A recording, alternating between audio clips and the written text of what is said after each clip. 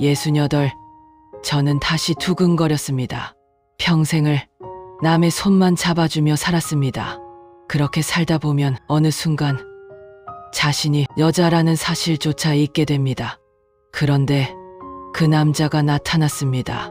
춤은 형편없고 말은 무뚝뚝했지만 저를 바라보는 눈빛만큼은 평생 받아보지 못한 종류의 것이었습니다. 그 눈빛 하나에 수십 년간 잠가두었던 제 마음의 자물쇠가 소리 없이 열려버렸습니다. 68배 사랑이 이렇게 뜨거울 수 있다는 걸 저는 그때 처음 알았습니다. 구독과 좋아요는 이야기를 만드는데 큰 힘이 됩니다. 제 나이 68배 다시 사랑을 하게 될 줄은 정말이지 꿈에도 몰랐습니다. 간호사로 20여 년을 일하면서 저는 숱한 사람들의 마지막 순간을 곁에서 지켜봤습니다. 손을 놓아줄 때마다 가슴 한켠이 조금씩 닳아 없어지는 것 같았지요. 그렇게 병원을 떠난 후엔 이혼이라는 또 다른 이별이 저를 기다리고 있었습니다. 남편은 떠났고 어린 딸 혜원이와 저만 덩그러니 남았습니다. 그때부터였습니다. 마음의 문에 스스로 자물쇠를 채운 것이 누군가를 다시 들이는 일이 두렵다기보다 그럴 자격이 없는 사람이 된 것 같았습니다. 혜원이가 제 둥지를 떠난 후 저는 지역 문화센터에서 한국 무용을 가르치기 시작했습니다. 매일 아침 강습실 문을 열고 음악을 틀고 수강생들의 어설픈 손놀림을 바로잡아주며 하루를 보내는 것이 삶의 전부였습니다. 외롭지 않다 하면 거짓말이겠지요. 하지만 그 외로움에 너무 익숙해진 나머지 저는 그것을 외로움이라 부르는 것조차 잊어버렸습니다. 그저 이게 내 인생이구나 하고 받아들이며 살았을 뿐입니다. 그런 저에게 그 남자가 들어온 건 어느 봄날의 일이었습니다. 그날도 여느 때처럼 수강생들을 맞이하고 있었습니다.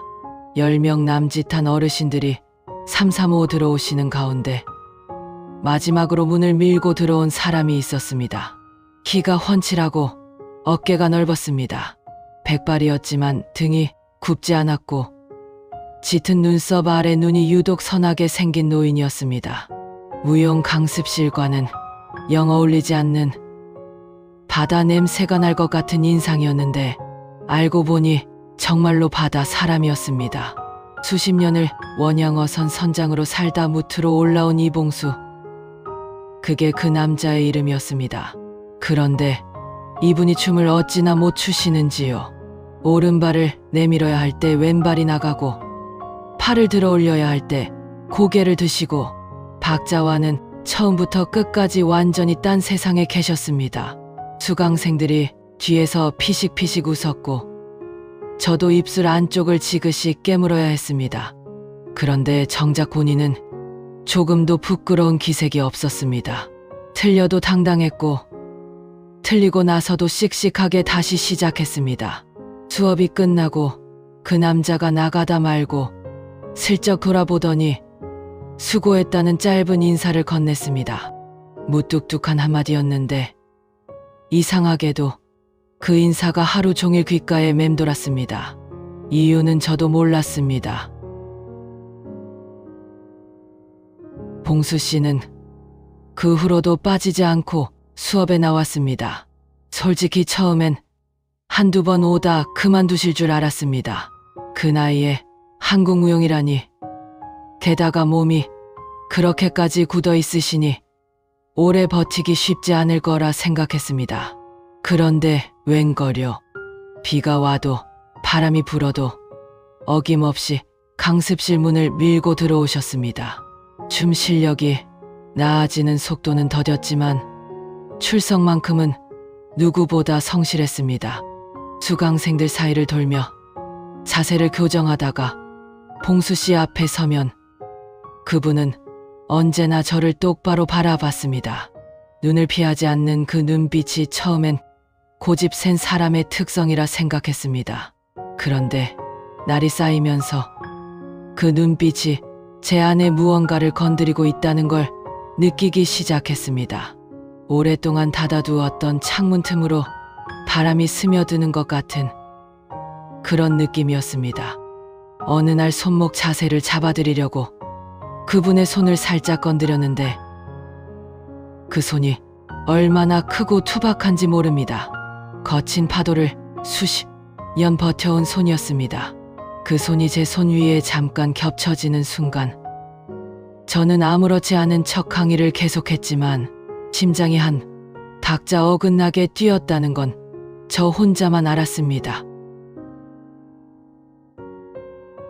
봉수 씨가 저한테 마음이 있다는 건 그다지 오래 숨겨지지 않았습니다. 수업이 끝나면 다른 수강생들은 335 나가시는데 봉수 씨는 꼭 마지막에 남아 의자를 정리하거나 음향 코드를 감아주겠다며 서성이셨습니다. 도움이 되는 건지 아닌 건지 애매했지만 막을 수도 없어 내버려 두었습니다. 그러다 어느 날엔 자판기에서 따뜻한 율무차 2캔을 가져와 제 앞에 놓으셨습니다. 아무 말 없이 쿵 하고 내려놓고는 창밖을 바라보며 딴청을 부리면서요. 어린아이 같아서 웃음이 났지만 차는 맛있게 마셨습니다. 복도에서 마주치면 먼저 고개를 끄덕이고 제가 무거운 것을 들면 어느새 옆에 와 있고 제가 누군가와 이야기를 나누면 멀찌감치서 기다리는 그 사람이 슬슬 눈에 보이기 시작했습니다. 다른 수강생 어르신들도 눈치를 채셨는지 킥킥거리기 시작했습니다. 저는 그때까지도 제 마음을 인정하지 않았습니다. 그냥 수강생이 성실한 것이고 동네 어른이 친절을 베푸는 것이라고 계속 선을 그으려 했습니다. 하지만 솔직히 말하면 그 율무차 캔이 따뜻했던 것은 음료 때문만은 아니었습니다. 어느 주말 오후 봉수 씨한테서 짧은 연락이 왔습니다.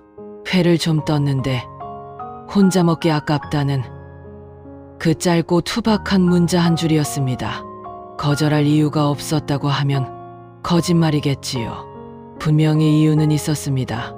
아직 잘 모르는 사람의 집에 단둘이 이 나이에 무슨 일이 생기겠냐고 스스로를 달래면서도 가는 내내 마음이 이상하게 떠 있었습니다. 봉수 씨의 집은 항구가 내려다 보이는 낡은 아파트였습니다. 문을 여는데 생선 비린내와 참기름 냄새가 뒤섞여 훅 밀려왔습니다. 거실 한가운데 좌식 밥상이 차려져 있었는데 접시마다 음식이 수북했습니다. 광어회에 멍게, 해삼, 그리고 어설프게 부친 파전까지. 완성도는 들쭉날쭉했지만 정성이 눈에 보이는 밥상이었습니다. 봉수 씨는 그 큰 손으로 소주잔을 따라주면서도 내내 무뚝뚝한 표정이었습니다.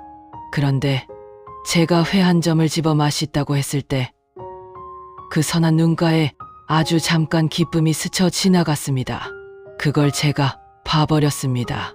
그 순간이었습니다. 오랫동안 차갑게 굳어있던 제 안에 무언가가 소리 없이 녹기 시작한 것이. 저는 아무렇지 않은 척 웃었지만 눈 안쪽이 뜨끈해지는 건 어쩔 수가 없었습니다. 그날 저녁 봉수 씨는 소주 2잔을 마시더니 갑자기 이상한 행동을 하기 시작했습니다. 거실 문틀을 잡고 턱걸이를 두어 뻔하시는 겁니다. 덥지도 않은데 겉옷을 훌러덩 벗으시고는 어선에서 선원들을 몇십 명씩 진두지휘했다는 옛날 이야기를 꺼내셨습니다. 팔에 힘이 들어가 있었고 목소리도 평소보다 조금 컸습니다. 저는 속으로 웃음이 터질 것 같았습니다. 72의 남자가 68의 여자 앞에서 자기가 아직 건재하다는 것을 증명하려는 그 마음이 어찌나 투명하게 보이던지요. 지금 생각해도 귀엽다는 말 외에 달리 표현할 말이 없습니다.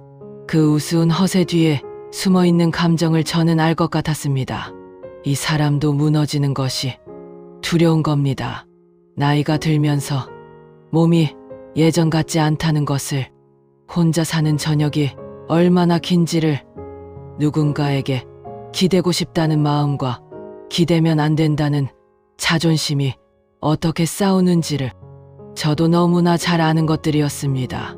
그날 밤 집에 돌아오는 길, 항구 위로 낮게 걸린 달을 올려다보며 저는 처음으로 인정했습니다. 이 감정이 무엇인지를. 차가운 시선. 행복한 시간이란 언제나 오래가지 않는 법인가 봅니다. 봉수 씨와 몇 번 더 만남을 이어가던 어느 날 문화센터 복도에서 낯선 여자와 마주쳤습니다. 봉수 씨의 딸 이수진이었습니다.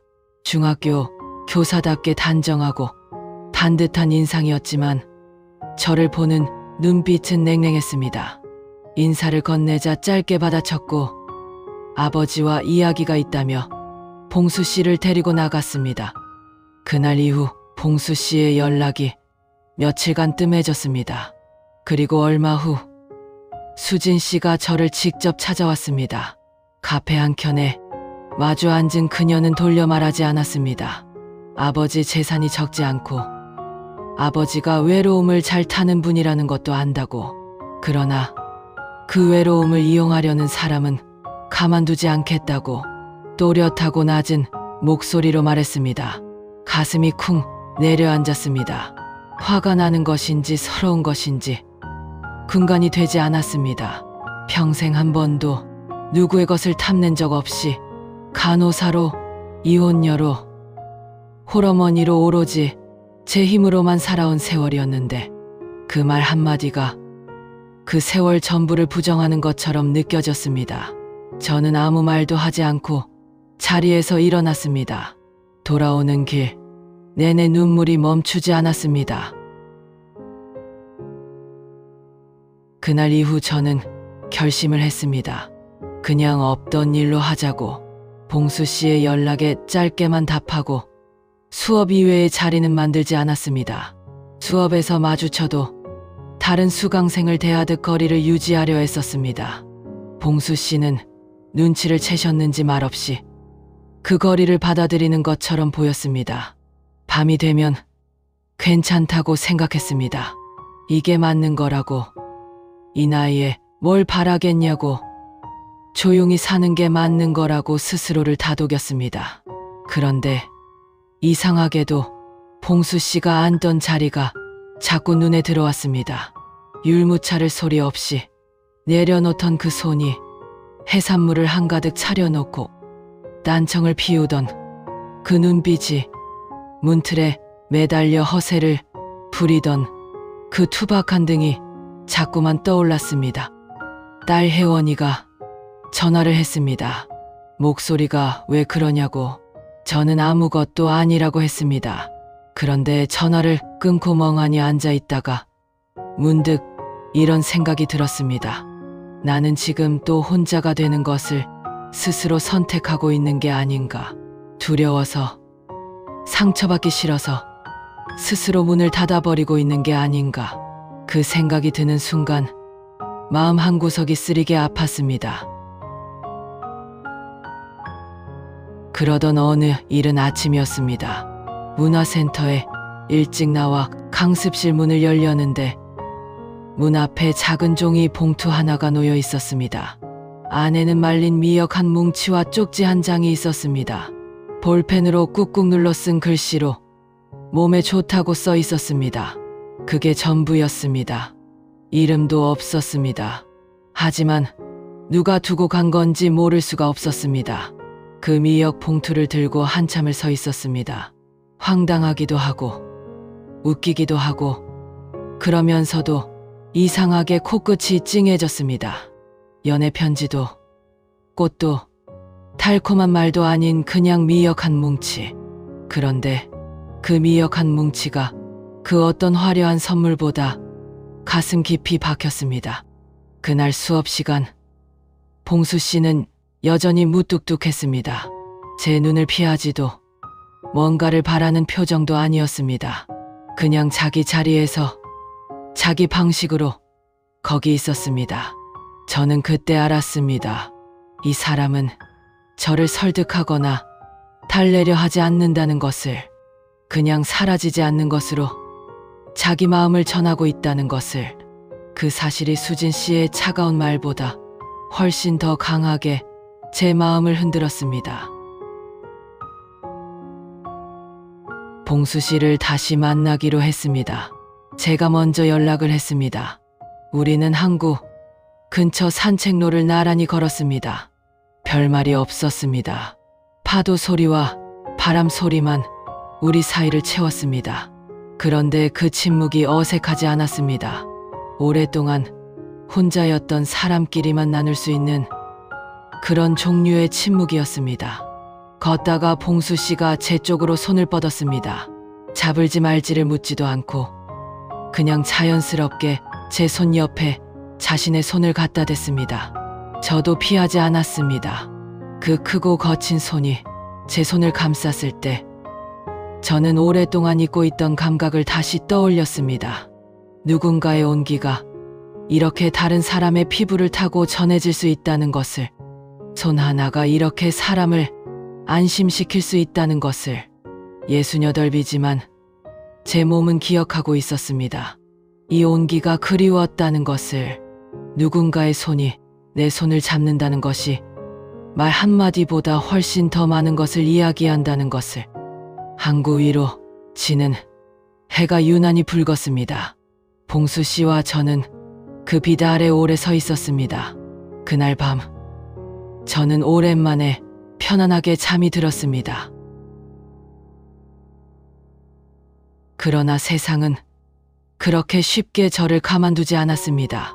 봉수 씨와 다시 만난다는 것을 수진 씨가 알게 된 모양이었습니다. 이번엔 문자였습니다.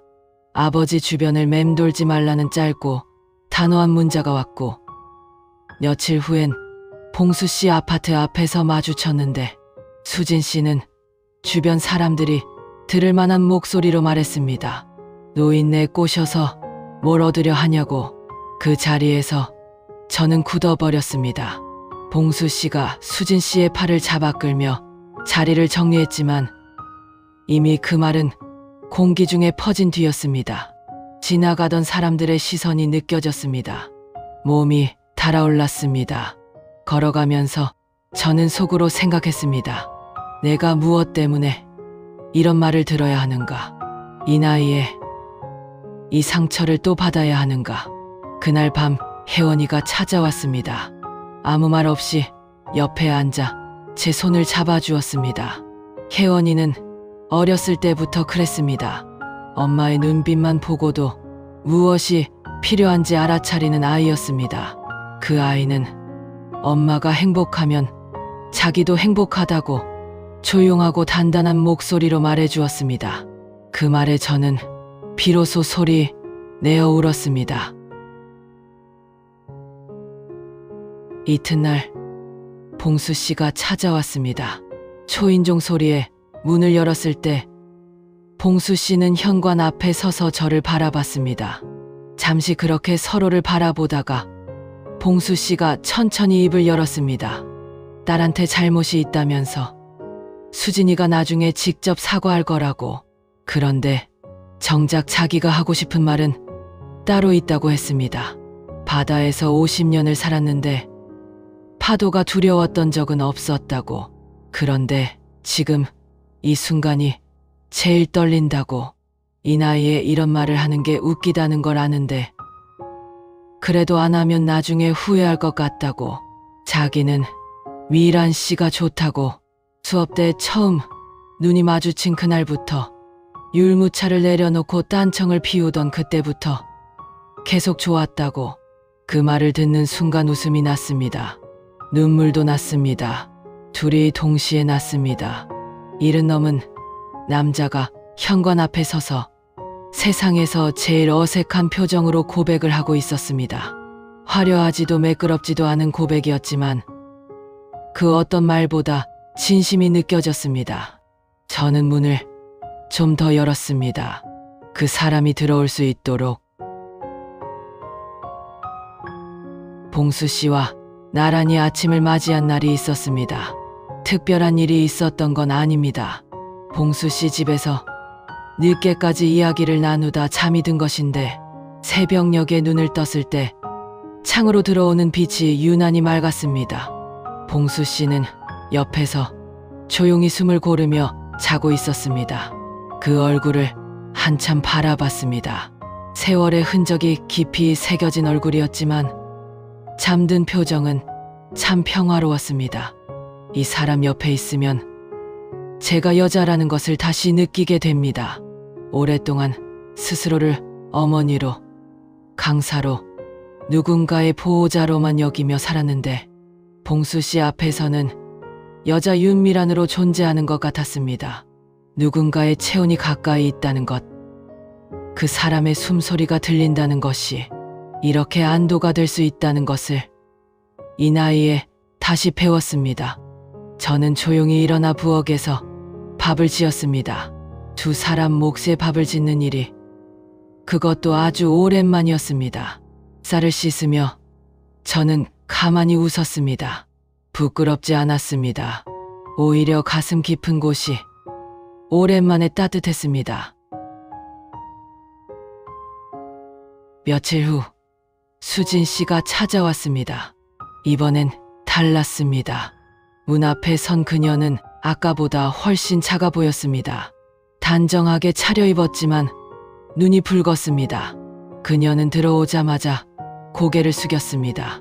아버지한테 혼이 났다고, 자기가 너무 심했다고, 두렵고 걱정이 되어서 한 행동이었는데 방법이 틀렸다고 목소리가 떨렸습니다. 저는 차를 내왔습니다. 수진 씨 앞에 찻잔을 놓으며 저도 이해한다고 말했습니다. 아버지가 소중할수록 지키고 싶은 마음이 커지는 것은 자연스러운 일이라고. 저 역시 혜원이가 이런 상황이었다면 똑같이 나를 세웠을 거라고. 그 말에 수진 씨의 눈에서 눈물이 흘렀습니다. 오래 이야기를 나눴습니다. 수진 씨는 어머니를 잃은 후 아버지가 얼마나 무너졌는지를, 밥도 제대로 못 드시고 창만 바라보던 날들이 얼마나 길었는지를 이야기했습니다. 그 이야기를 들으며 이 사람도 아버지를 진심으로 사랑하는 딸이구나 싶었습니다. 원망했던 마음이 조용히 가라앉았습니다. 우리는 그날 조금씩 서로를 이해하기 시작했습니다. 이제 우리는 함께 아침을 맞이합니다. 특별한 것은 없습니다. 봉수 씨는 여전히 무뚝뚝하고 저는 여전히 강습실 문을 가장 먼저 엽니다. 봉수 씨는 아직도 춤을 잘 못 추십니다. 아마 앞으로도 못 추실 겁니다. 그래도 매주 어김없이 나오십니다. 이제는 춤을 배우러 오는 건지 저를 보러 오는 건지 저도 알고 다른 수강생들도 다 압니다. 퇴근 후엔 항구 산책로를 같이 걷습니다. 말이 많지 않아도 됩니다. 그 사람 손이 가끔 제 손을 덮어오면 저는 그냥 그 손을 잡습니다. 젊은 날처럼 설레지 않냐고요? 아닙니다. 설렙니다. 다만 젊은 날의 설렘이 불꽃 같은 것이었다면 지금의 설렘은 오래 타는 장작 같은 것입니다. 뜨겁고 깊고 오래 갑니다. 간호사로 살며 얼마나 많은 사람들의 마지막을 곁에서 지켰는지 모릅니다. 그 경험이 저에게 알려준 것이 있습니다. 인생에서 후회하는 것들은 대부분 하지 않은 것들이라는 사실입니다. 이 나이에 다시 주어진 이 감정을 저는 두 손으로 꼭 붙잡으려 합니다. 황혼이라는 단어가 이제 저는 슬프지 않습니다. 하루 중 가장 붉고 가장 아름다운 시간이 황혼 아니겠습니까? 저는 지금 그 시간 한가운데 봉수 씨와 함께 서 있습니다.